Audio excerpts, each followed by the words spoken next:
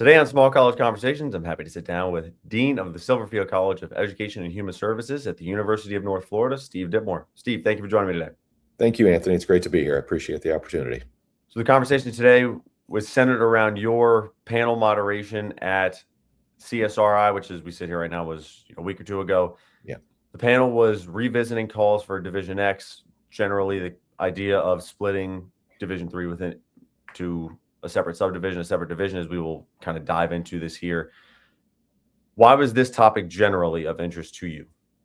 Yeah, I think I've become really interested in this space through lived experience. So, I try to put my positionality out there so people know. I have worked now at a flagship Division I institution, University of Arkansas. I have worked at a Division II school, East Stroudsburg. I've worked at a Division III school, Baldwin-Wallace, in administrative capacity at BW.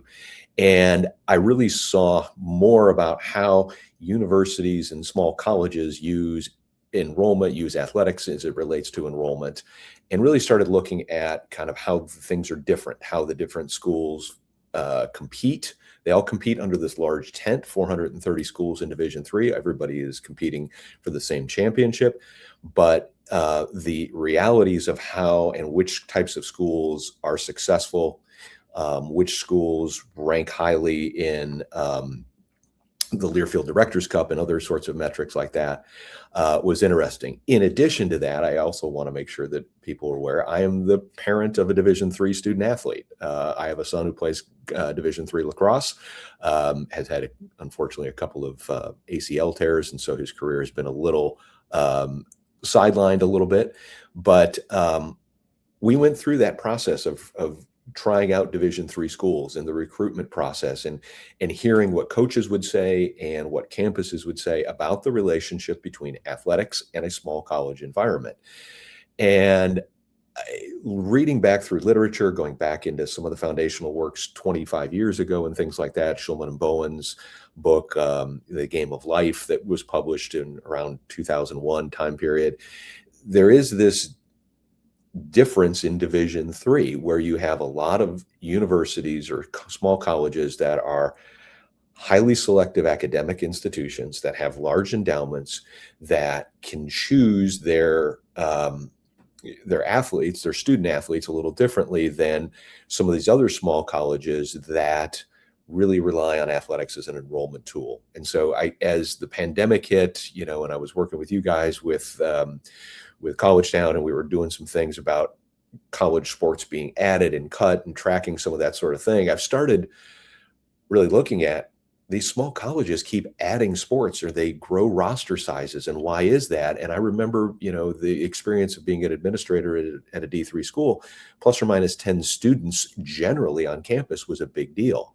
And so just exposing that and just trying to rethink, is this the best structure for Division III when you have schools as large as NYU with 28,000 students and schools as small as Mitchell College in Connecticut with 335 students? Is that really the appropriate way for all these schools to compete against one another? And you mentioned going back through some of that research. This is not a new topic of discussion by any means. No. Through your rereading of the literature, rereading of people's opinions, is there a strong or consistent deterrent to what has prevented this from being a possibility thus far? That's a good question. I don't know that there has been a deterrent. I think as an observer that is not, a practitioner in college athletic administration, you find that Division I has these different subdivisions of FBS, and even within FBS, you have the power schools and all that sort of thing. FCS Division I. So you wind up with this natural kind of hierarchy in Division I, and Division III, I think, lends itself a little bit to that with respect to what, if you start looking at metrics like endowment size, Learfield rankings, I've used in some of my writings, I've used U.S. News and World Report academic rankings as a kind of a proxy for what would be considered academic success.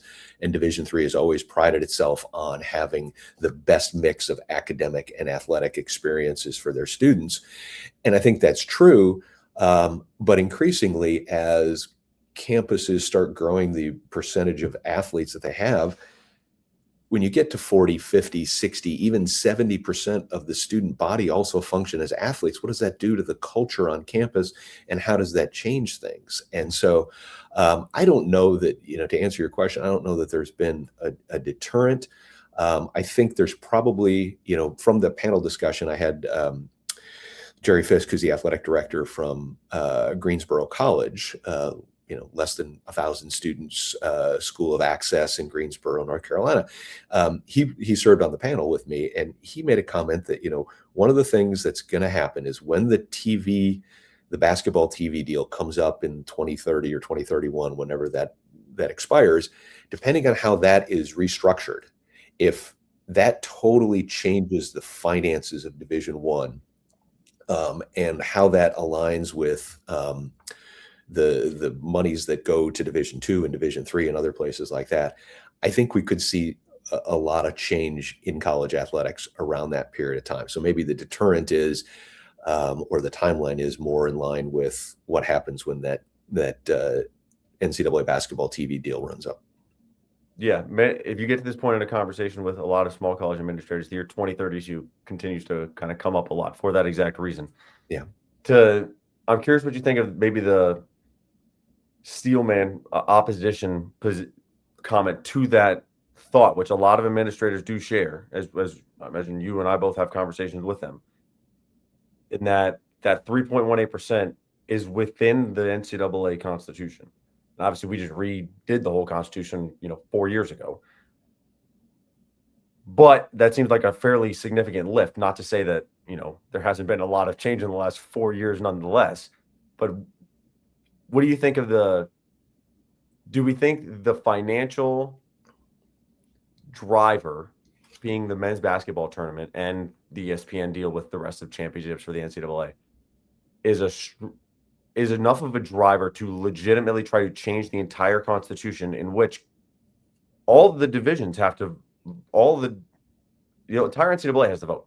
This isn't like obviously politics plays a different role in this, but realistically, every school has a vote. Every division has a vote in this matter. Yeah, I don't know. You ask a good question, and maybe I'm not close enough to that in this capacity that I have. My day job, kind of doesn't allow me as much freedom to follow all of these things as I used to be able to do. I think Division III, and that's the focus that I've spent a lot of time looking at. I think Division III is facing a number of pressures beyond just the NCAA structure. So you've got a lot of schools that have closed or have announced that they are closing, merging. There's a lot of consolidation. So you just look at, Rosemont College this year, this is their last year. Fontbonne recently closed in St. Louis, Cabrini in the Philadelphia area. And there's a long list of schools that have closed, and they've all had, high percentages of student athletes on their campus at the time that they closed. And then you see this challenge of schools, a lot of Division III schools in the Ohio, Pennsylvania, New York, kind of right around Lake Erie type of space, where there are fewer college-bound students. We know that. I mean, this enrollment cliff that everybody has talked about, that is a real thing, and it is here. And so for those small colleges competing for a reduced pool of prospective students, one way that they can attract students is by going after and trying to get people to come and play a sport, much like they would recruit anybody for any other extracurricular activity, whether it's drama or band or symphony or whatever. So I don't see that the Division I's have as much. There are some small colleges, obviously St. Francis in Pennsylvania has reclassed down to Division III, and there's some others at the Division I level that kind of profile as Division III institutions. But for the most part, I don't see that the Division I schools are dealing with the enrollment challenges as much as the small Division III schools are. And Division III, again, is such a unique mix where you've got big, large state institutions like the Wisconsin system or the State University of New York system, public schools that competing against smaller privates with less resources and things. So the overall structure of the NCAA and the Constitution, yes, it's going to have that effect. At the end of the day, I think Division III has many schools have other challenges that they need to confront before they get to 2030, 2031. I'm curious what you think some of those are. You touched on a bunch of them, but the growth of student athlete enrollment relative to the general student population is something I know you've written a ton about. Yeah. The addition of sports, as you mentioned previously, you're the source on tracking all of this stuff. If people don't know, you have the database basically running back to the beginning of the pandemic on additions, cuts, everything in between.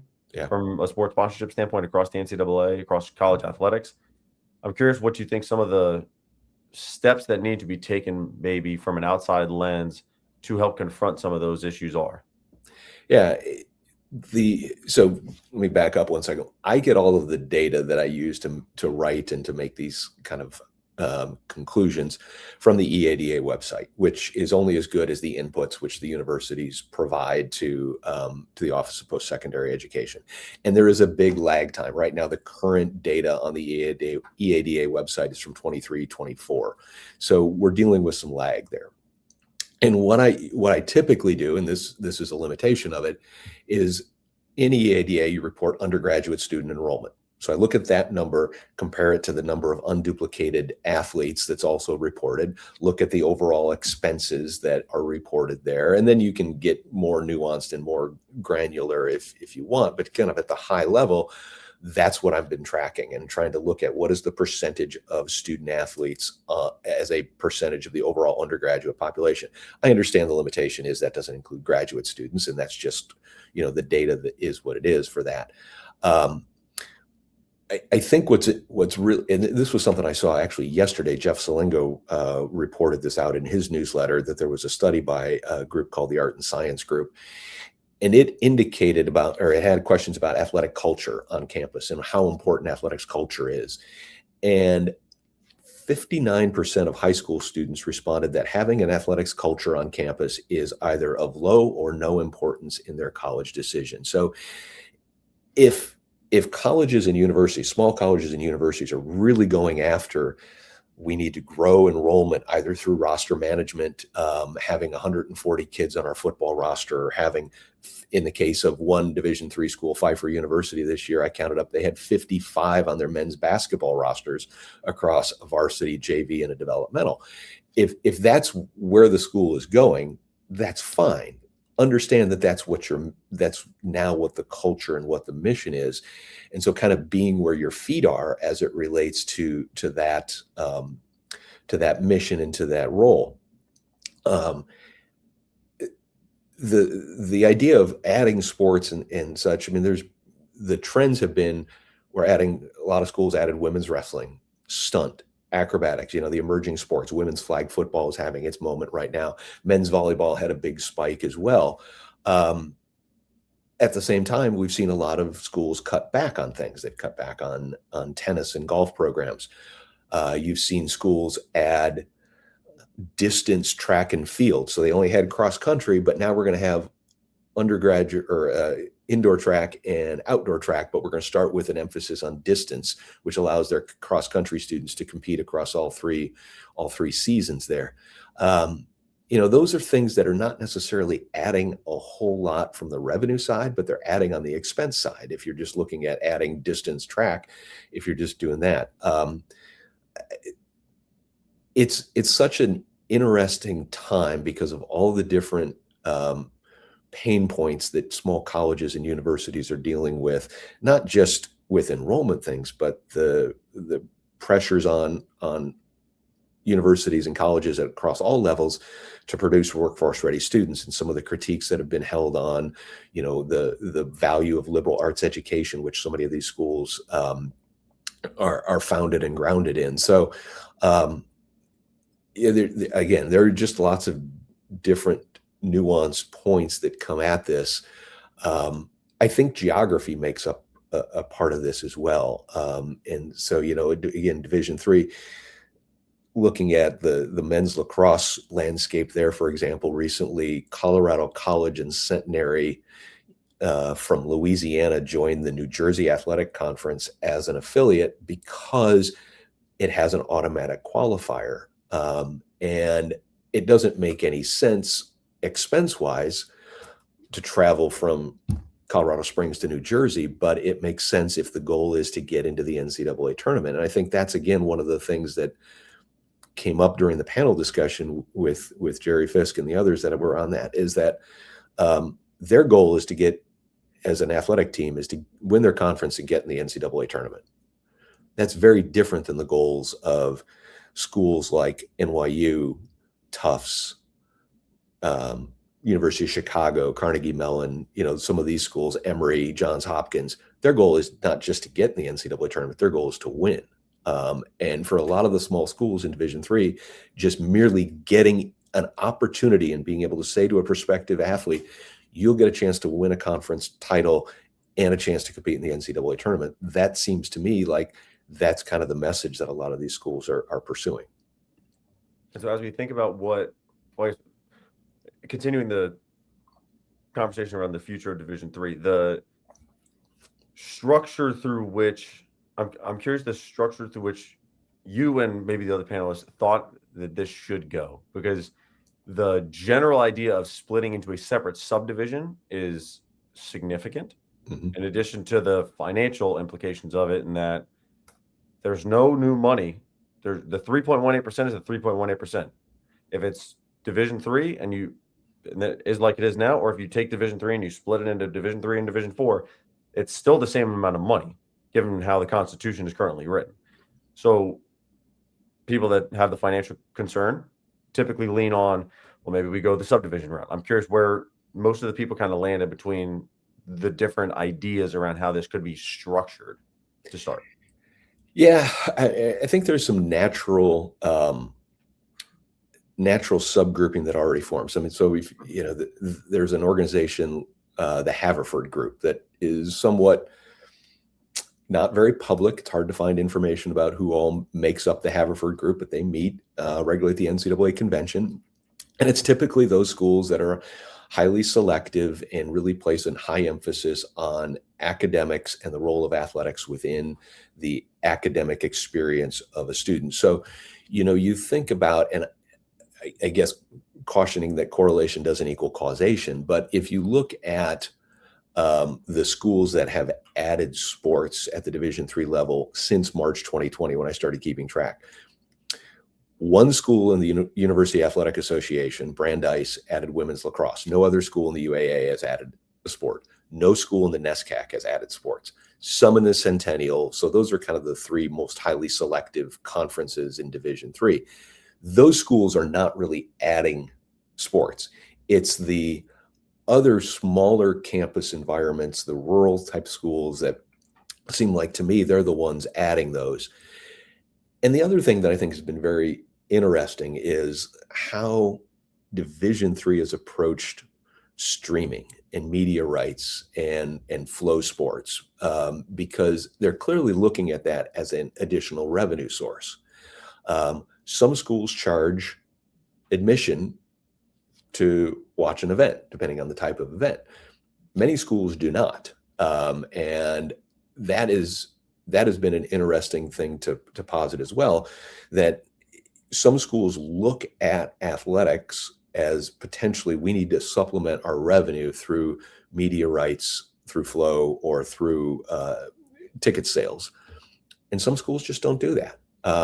So I think if I were to say, kind of where is the tendency, I would say the tendency would be toward those schools that view it purely as kind of yes, we want to have competitive athletics. We want to be competitive in everything we do: academics, athletics, research, study abroad opportunities, whatever it is that the school tries to position itself as, and really focus on those as those types of schools that are aligned that way. And that's kind of consistent, I think, with what you would see from a makeup of a Haverford Group, or from the works from Schulman and Bowen and the schools that they evaluated, places like Williams and Oberlin and places like that.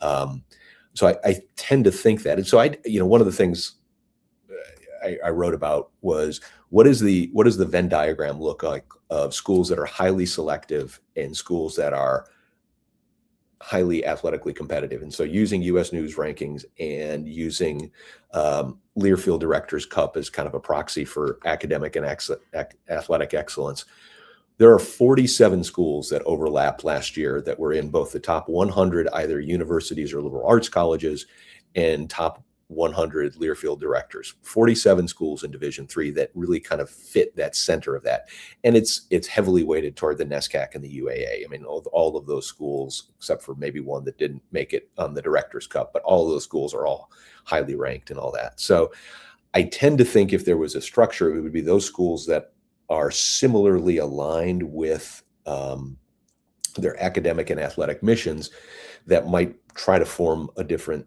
subgroup, or it might make natural sense to have them have a different subgroup. Those are the ones with high endowments. Those are the ones that typically spend more. I did for the panel, I also had a faculty member from Geneva College in Western Pennsylvania that was on the panel. And I did a quick comparison, the amount of money that they spend per athlete, about $6,000, $6,500 according to the EADA data, is roughly half of what Carnegie Mellon, which is just down the road in Pittsburgh, spends on their athletes. And that creates a different experience for those athletes and those students. And so we think about what this may potentially look like, do you think the line is really that the membership in the Haverford group, is it a line of endowment, academic success? It's hard to think about maybe what firm lines are, but it's also interesting in the same broader context of, Division I is exploring the possibility of an autonomy subdivision for the autonomy for schools in some capacity. Right. And they're kind of having a similar conversation of what is the line basically between the people that are in and the people that are not. Yeah. It is fascinating. And you want the kids that are playing at a small school to have that kind of David and Goliath thing where they get a chance to play against the top ranked.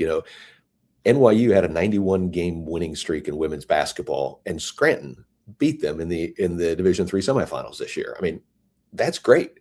If the UAA and those schools break off, Scranton would never get that opportunity. And so you want those types of experiences for the athletes. And that's, I know from a coaching perspective, I'm sure that that's what they're trying to sell is, hey, if we can win the conference, we can get in the NCAA tournament and we can play the NYUs or the Emorys or the Johns Hopkins in whatever sport it is. But to really, it's so interesting. I don't know how you draw that line because, it could be based on conference, and we've seen a little bit of realignment going on right now in Division III with a lot of schools jumping conferences and moving. I think about like the North Coast Athletic Conference recently added John Carroll, and Hiram College left and went to the President's Athletic Conference. And John Carroll left the Ohio Athletic Conference to go to the NCAC.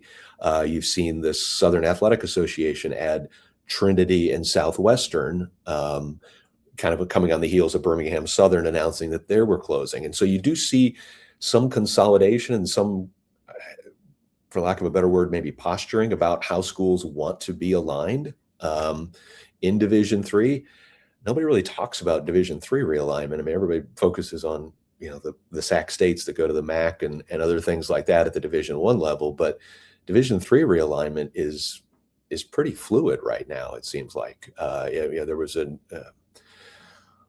I'm drawing a blank of whoever it was that is St. Elizabeth, I think, joining the SUNYAC, the CU, the City University New York Athletic Conference. And so you're seeing those conferences that have traditionally been reserved for a really specific subset of Division III kind of expanding out now. And a lot of affiliates, a lot of schools that participate in a sport that their conference permanent membership doesn't have, and so they join it at another conference.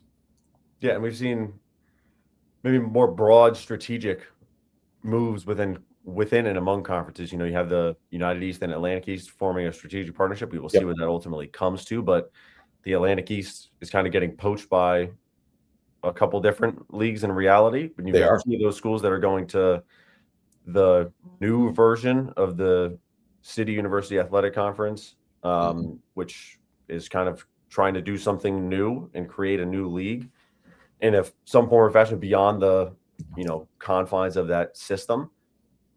Is there, as you look at this, I keep getting struck by the breadth, the width, the mass of Division III. I can understand the general point of somebody saying there's 430 members. That's too many for a division, given that there's 430 unique missions, goals, aspirations, enrollment strategies, all that. Completely understand.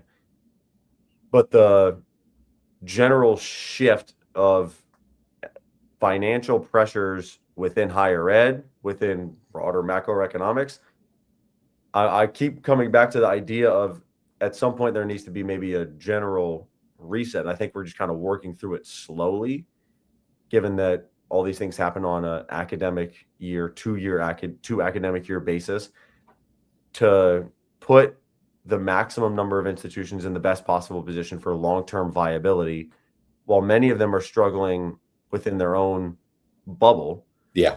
There is I'm curious if you think maybe a broader reset of some kind, I'm not going to say that I know what that is, but could help, alleviate some of that pressure in some capacity. Yeah, I think you see individual schools making that decision already about their little bubble, as you alluded to. This is what's going on our campus. This is how we have to figure out and manage this. Hendrix College made a decision recently to leave the SAA, the Southern Athletic Association, and move to a more Southwest conference that they could compete against schools in the Texas area that were closer geographically where they had been previously. And I think that's really, kind of probably a decision that they made based on what's going on with them. And they looked at the travel cost to get to a Barry or to, get to a Swanee or something like that. And maybe they just decided that wasn't within their what they wanted. They recruit a lot from Texas. And so it's hard for families to go and visit and watch their kids play and things like that. So, for whatever those little micro reasons are, every campus, as you alluded to, every campus has its own very unique mission.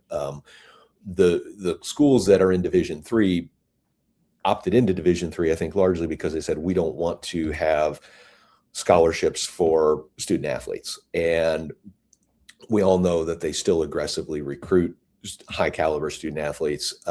We know that discount rates can vary by student and things like that. And so we know that Division III isn't truly kind of a recreational or a club thing. There is a lot of highly competitive, a lot of really strong athletes across the variety of different sports that Division III offers.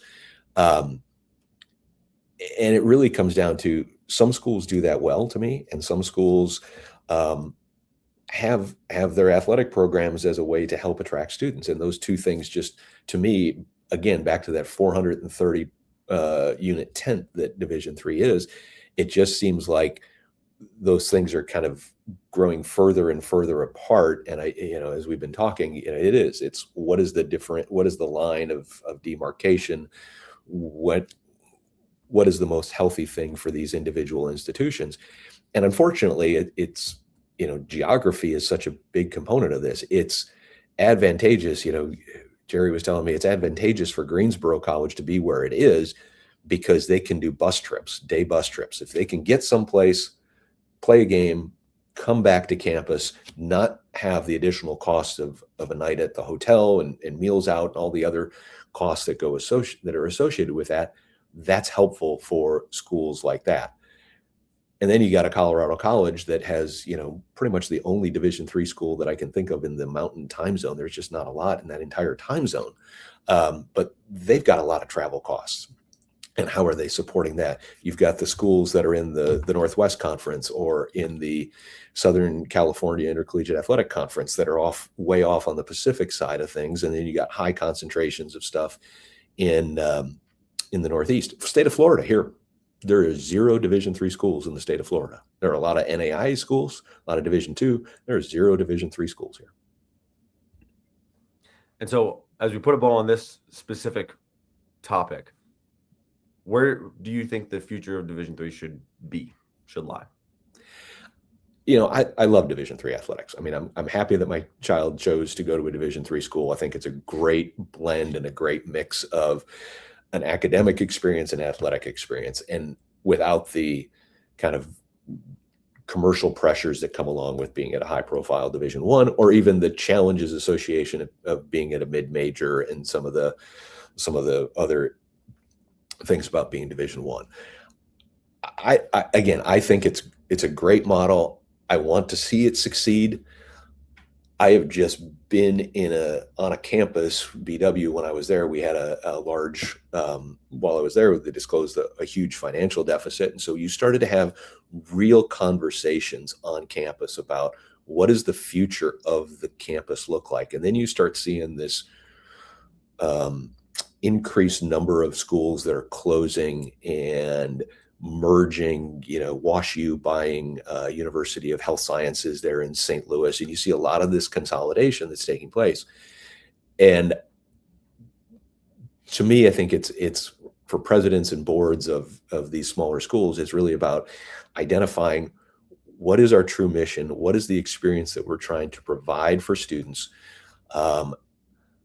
how can we balance the academic and athletic experience such that our students are graduating in a reasonable time period, 4-year, 5-year graduation rates, things like that, that we're retaining our students, that we're not having roster churn. I fear for a lot of these schools that have 140 or 150 on the football roster, and Jerry mentioned this, I'll attribute it to him. If you're the 6th place kicker on a football team, how long do you stay at that school? And then it becomes a retention issue for the school. So I think being able to balance and create this environment, and one of the things, there was a quote, I think you actually interviewed Stevie Baker Watson, and I want to pull up this quote here just so I don't misquote her. This was back in the summer. I think you interviewed her at NACDA, and so I quoted this. It says, those schools that some schools need 75 on a baseball roster, 40 on a softball roster for tuition revenues. But then she said those schools that care about the experience are probably going to have a softball team of 25 to 30 and a baseball team maybe of 35 to 40. And not all schools are in a position where they can say, we're only going to take 25 on our softball team. We need 40 because we need the tuition dollars to help offset the cost of having that. So we're going to have to create an environment where not everybody travels. If you've got a 55 passenger bus and you've got 60 kids on your men's lacrosse roster, not everybody's going to fit on the bus. So now you're creating different experiences. And so I think it really comes down to what is the experience that we want for these athletes. And not everybody in Division III, the 430, are going to have the same answer. You're going to have the ones like DePaul with Stevie Baker Watson that has that. And then, others that need it for enrollment and for tuition revenue. Steve, I'd be remiss if I did not ask you a question more directly, maybe about sports sponsorship, given that you've been tracking this for almost 6 years. Yeah, it's crazy, isn't it? I don't know that I'm 100% accurate. I do the best I can from reading the tickers and, NAC, the Daily Review, D3 playbooks, places like that where I can get information. But yeah. If you haven't seen it, it's fairly comprehensive. You can scroll for a long time. We'll put it that way. Yeah. We mentioned some of it earlier. The growth of the emerging sports, particularly on the women's side, the elimination of some more individual sports, maybe, if we can put it that way. I'm curious. We've had a banner week maybe for flag football, especially at the higher levels. The Big South is adding it. Literally yesterday, the Big 12 announced that they're exploring it. Yep. The NFL announced some major investments for its flag football league that they're going to be participating in. Is there an underlying trend that you are seeing or keeping an eye on beyond maybe, hey, flag football is growing super fast and maybe faster than it is even at the high school level, at the college level? Some of the sports that are getting cut, the regionality of some of this. Yeah. Are there trends that you're watching across general sports sponsorship, and it can extend beyond Division III to small college athletics broadly. Yeah, no, I think there's a couple of things that I've observed, and women's wrestling is a good example of this. So women's wrestling, there are not many Division I women's wrestling programs. And now that Division III is going to sponsor its own championship in women's wrestling,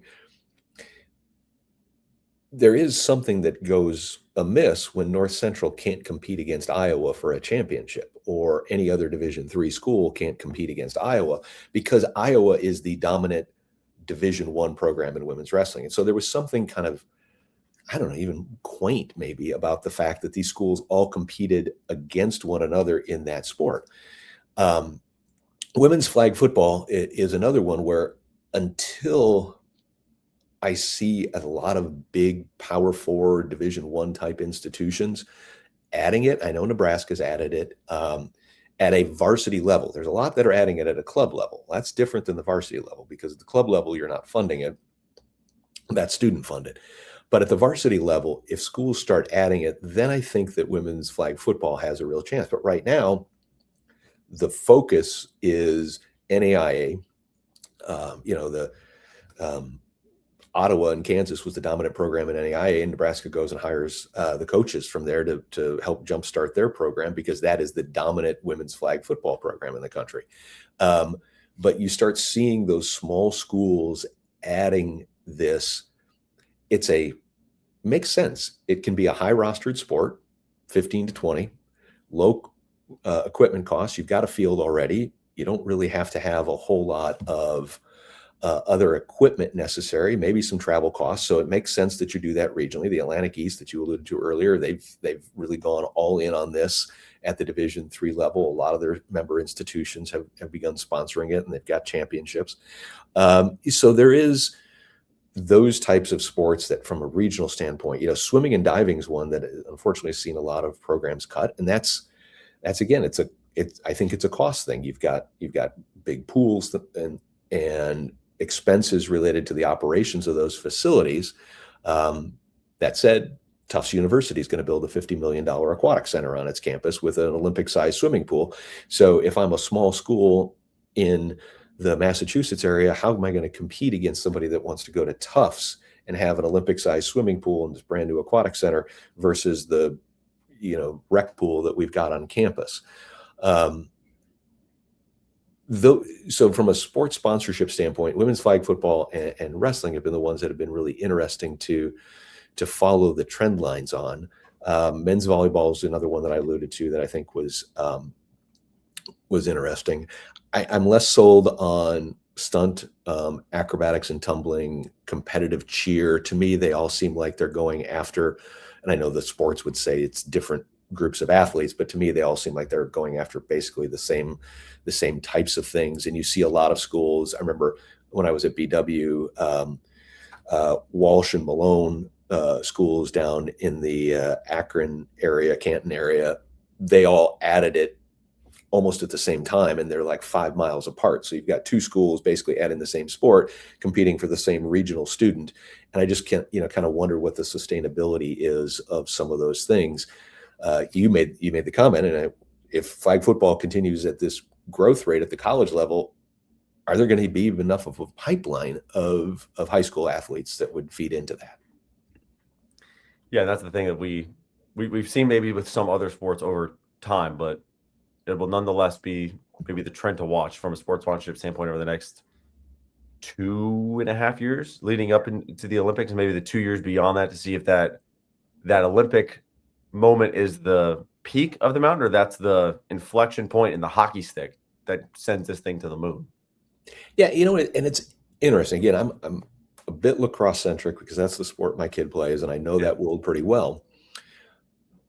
But you don't see as many, even though lacrosse is going to be in the Olympics as well, you don't see as many schools adding that. And it is also a high roster sport. You could have a bunch. And if a campus has a football stadium and a football field, soccer field, you can have a lacrosse field. I mean, they overlap like that.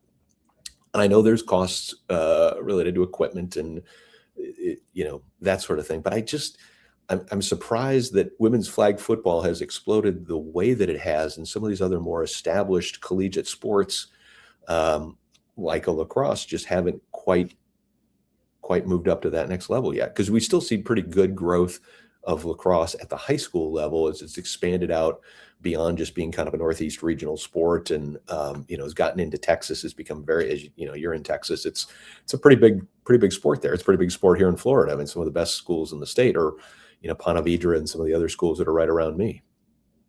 Yeah, a lot. And some of them may also, I think, lend itself to the regionality of it, where the initial growth is kind of a shotgun approach where it's just wide everywhere. And then as the dust settles, the pockets start to come out of, because, in the same capacity that you see the high school success in D2 or lacrosse in Florida, you're seeing a lot of the similar success in Division II, where there's a lot of lacrosse programs, whether that's, there's pick one in the state. There's that lacrosse program is probably going to be pretty successful. Well, Steve, I appreciate you taking the time. I know we've talked about a whole bunch of stuff, but I appreciate the insights on Division III sports sponsorship as always. Thank you for taking the time. Anthony, it was a pleasure. I really appreciate the opportunity to speak, and let me know if I can ever help again. Will do, sir. Thank you. Thank you.